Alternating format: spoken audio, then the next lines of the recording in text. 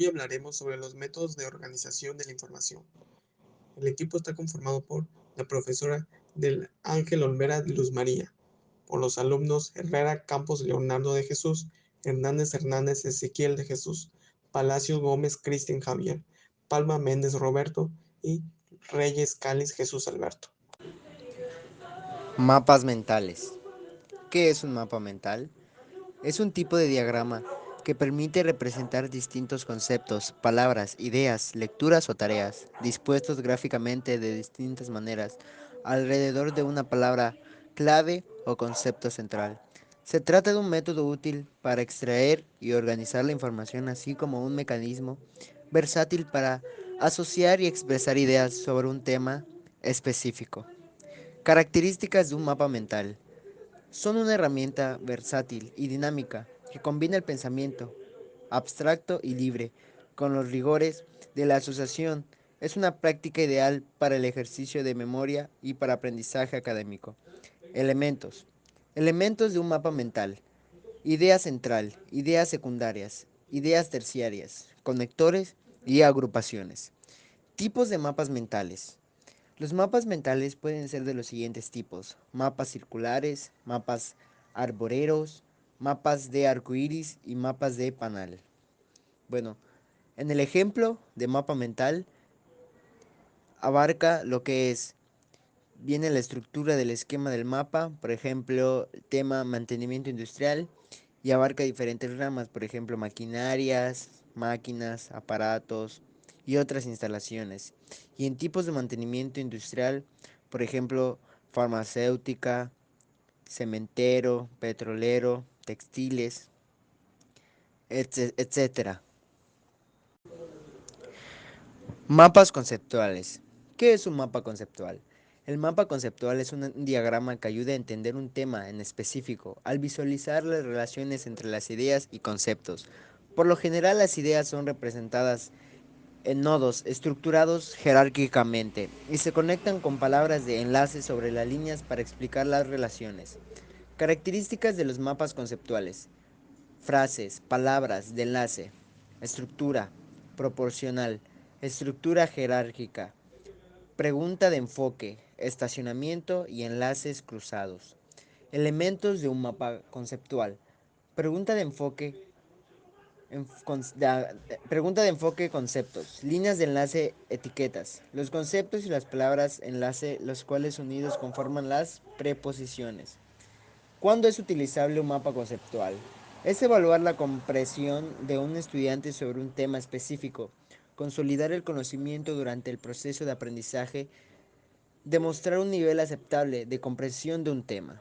Un ejemplo de mapa conceptual, tenemos un esquema, una estructura, donde nos abarca, por ejemplo, mantenimiento industrial y nos va dando diferentes ramas, por ejemplo, objetivos, funciones, gestiones, ejecución y teórica. Por ejemplo, en gestión abarca qué son los recursos humanos, equipos materiales y actividades. Y en teórica nos abarca qué son diagnósticos, análisis y mejoras. ¿Qué es un cuadro sinóptico? Un cuadro sinóptico es una representación gráfica de ideas o conceptos. ¿A qué nos podemos referir a esto? Bueno, se refiere a que nosotros podemos utilizarlo en temas que vayamos a utilizar para las ideas importantes de acuerdo con el tema que se esté explicando. Es hacer las partes de conceptos generales de un tema para ir paulatinamente hacia aquellas ideas más específicas que se requiere definir. ¿Cuáles son las características de un cuadro sinóptico? Bueno, las características son organizar un escrito jerarquizando las ideas centrales, secundarias y complementarias. Se emplean llaves o tablas para identificar la descendencia y la jerarquía de ideas y se desarrolla siempre de izquierda a derecha.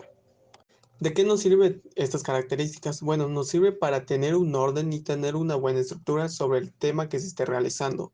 También sirve para tener una idea clara sobre las ideas principales que se esté realizando, así como la explicación del tema para tener una sencillez en el trabajo. ¿Cuáles son los elementos? Los elementos que lo conforman son ideas generales, son ideas principales a destacar, ideas secundarias, son ideas derivadas a la idea general. Ideas complementarias son ideas derivadas de las ideas secundarias. Llaves son para identificar la jerarquía entre ideas. Jerarquización son ideas dispuestas por un orden de importancia de izquierda a derecha.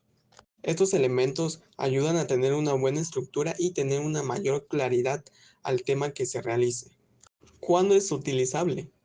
Bueno, se puede utilizar en fines académicos, científicos, personales, administrativos, entre otros. Incluso se puede emplear como un método para comprender temas muy complicados y la memorización de contenido.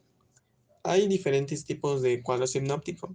Uno de estos son esquemas de llaves, plantillas de diagrama y cuadro sinóptico de red.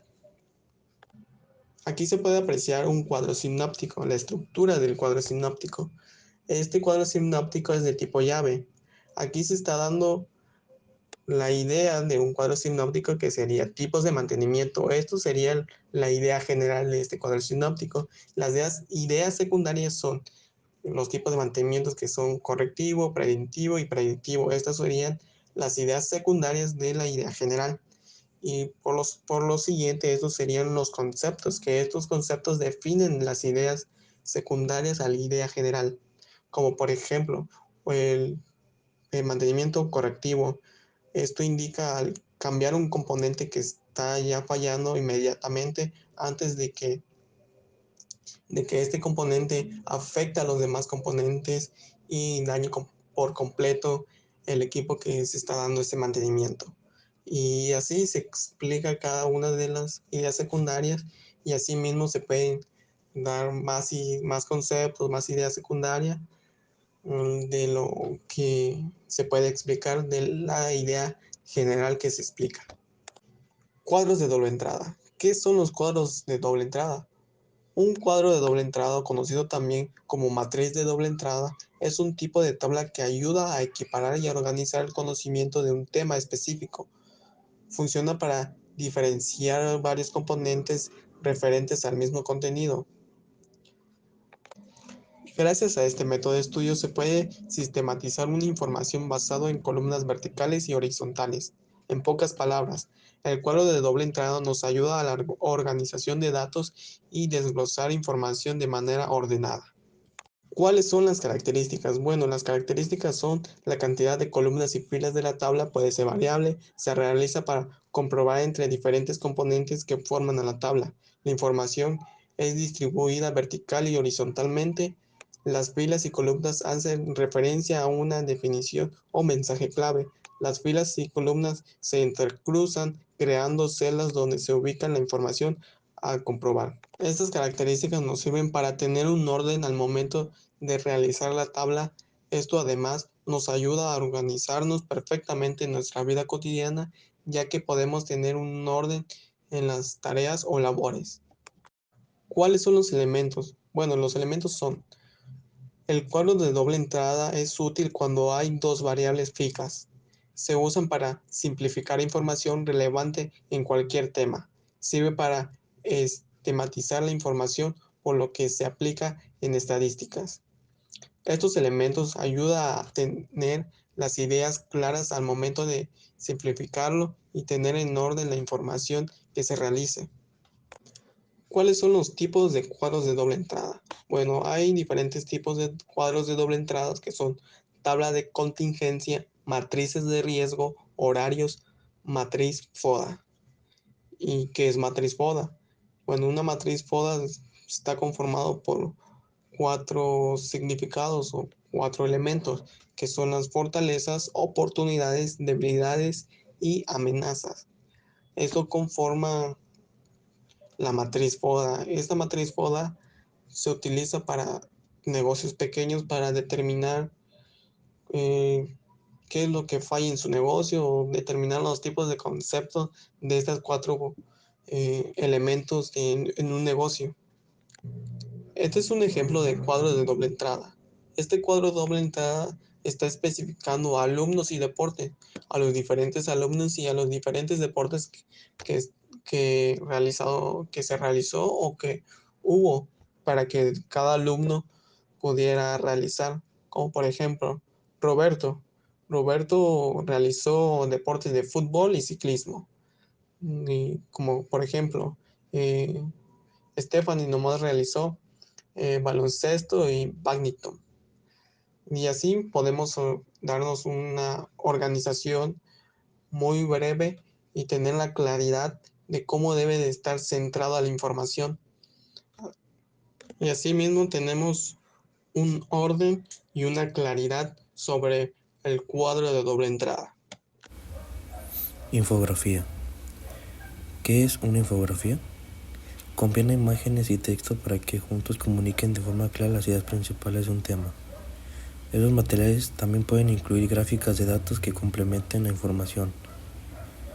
Características. Presentan datos de manera visual por medio de gráficos, diagramas, ilustraciones, etc. Pueden ayudar a los lectores a procesar información rápidamente. Elementos. Título, texto, fuentes, créditos o marca, gráficos, disposición de la información, legibilidad, coherencia, unidad y coherencia textual. ¿Cuándo se utiliza? Cuando se cree que la información en pantalla puede ser mejor entendida visualmente. Y tenemos un ejemplo de lo que es la estructura de una infografía. Cuadro comparativo, que es una herramienta visual que nos funciona para comparar dos elementos o más de forma organizada y facilita sus características, diferencias y similitudes. Características. Es una representación gráfica. Tiene una estructura bien organizada. Todos los componentes tienen relación entre sí. Contiene pocas ideas principales. No tolera la confusión y no tiene una explicación a detalle. Elementos. Los elementos están organizados en columnas y filas. La cantidad cambia por los elementos a comparar, como también la cantidad de categorías. ¿Cuándo se utiliza un cuadro comparativo? Cuando se requiere comparar dos o más elementos. Y a continuación está el ejemplo de la estructura de un cuadro comparativo. Un diagrama de flujo es una representación visual de un proceso o sistema que utiliza símbolos gráficos para describir pasos, decisiones y flujo de información. Aquí hay un pequeño resumen general de cómo interpretar un diagrama de flujo. De inicio a fin, el proceso comienza y termina con símbolos ovalados que indican el inicio y el fin del flujo. Los diagramas de flujo en otros campos sirven para documentar y analizar un proceso, estandarizar un proceso para obtener eficiencia. En la educación servirá para planificar los requisitos académicos y las tareas del curso, crear una presentación para la clase, organizar un proyecto grupal. Para las ventas, que es lo más importante para mí, es trazar el flujo de una encuesta, dibujar un proceso de ventas, mostrar flujo de registro y planificar estrategias de investigación. Los símbolos que se utilizan en los diagramas de flujo son el terminal, el proceso, el documento, la decisión, los datos de entrada o de salida, los datos almacenados, la fecha de flujo, comentario de anotación, proceso definido. Como esos hay muchos más que pueden conformar en el diagrama de flujo, que es muy importante para su función. ¿Qué es un diagrama de palabras clave? Al crear un diagrama de palabras clave es posible tener una visión clara qué temas son importantes para el sitio web y cómo se relacionan entre sí.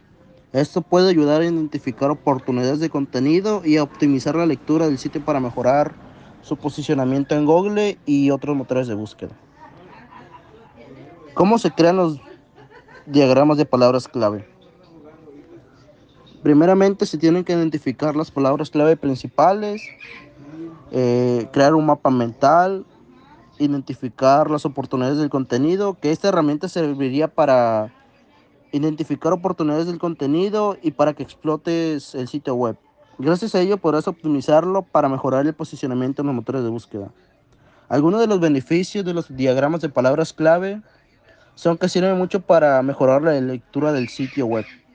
Al crear un diagrama de este tipo, puedes identificar temas y categorías relevantes para tu sitio web y organizar contenido de manera efectiva. De igual manera, sirve para la visualización de oportunidades del contenido. Esta herramienta contribuye a identificar oportunidades de contenido basadas en las palabras clave relevantes para tu sitio web o negocio. Para hacer un diagrama de flujo también te podrían servir varias páginas que principalmente será PowerPoint, Google Planner, que es una nueva página que implementó Google y sirve mucho para hacer mapas mentales de ese tipo.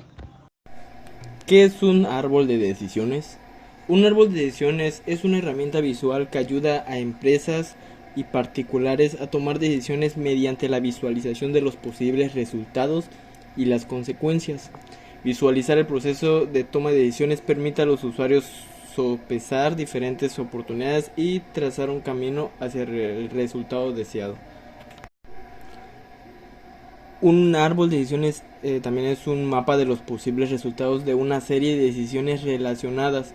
Este permite que un individuo o una organización comparen posibles acciones entre sí según sus costos, probabilidades y beneficios. ¿Cuáles son las características de un árbol de decisiones?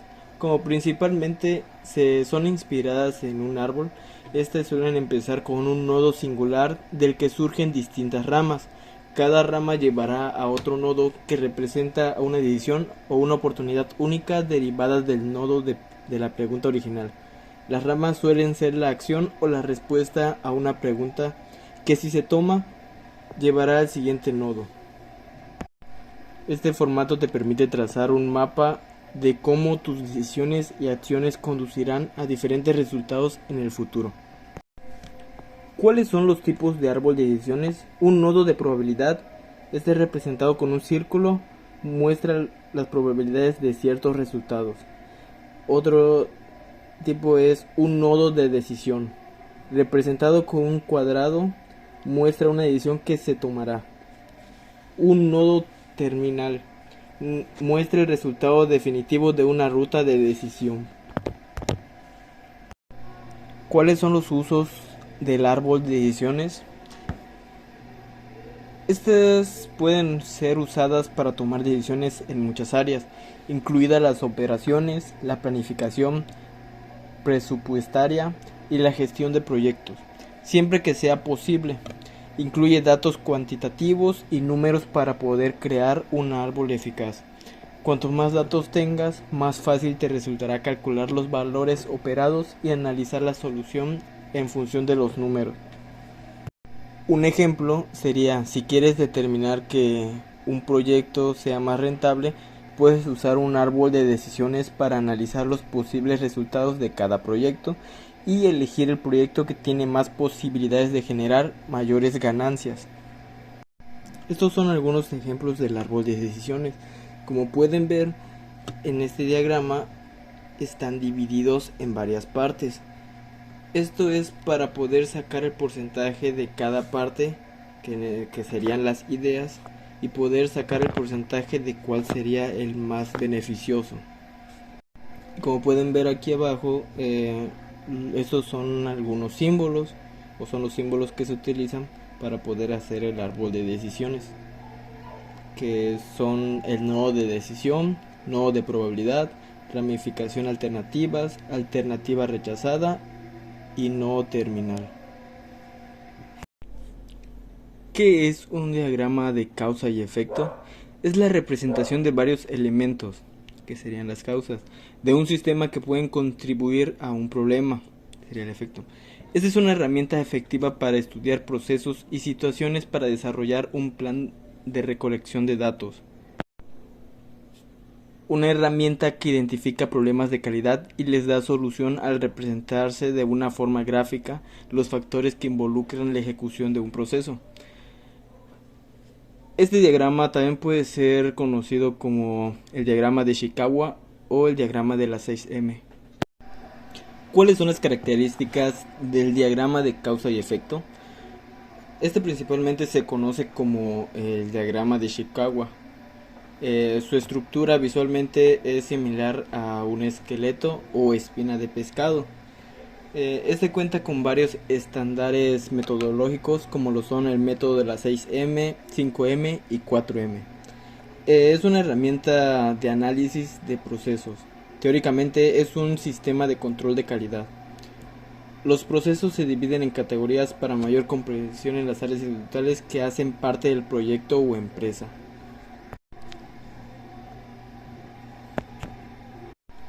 Este también indica el problema y sus posibles causas en un solo lugar. Esto facilita a los equipos la búsqueda de la causa y de la raíz. ¿Cuáles son los tipos de diagrama de Ishikawa o de causa y efecto? El diagrama de Ishikawa de las 6M, el diagrama de Ishikawa de las 8P, el diagrama de Ishikawa de las 4S, diagrama de Ishikawa simple, diagrama de Ishikawa de las 3M. ¿Cuáles son los usos del diagrama de causa y efecto o de Ishikawa? Principalmente es la identificación de causa de raíz, resolución de problemas, la mejora de la calidad, análisis del proceso, gestión de riesgos, planificación estratégica, comunicación y colaboración, desarrollo de producto, evaluación de cliente y mercado y capacitación y aprendizaje.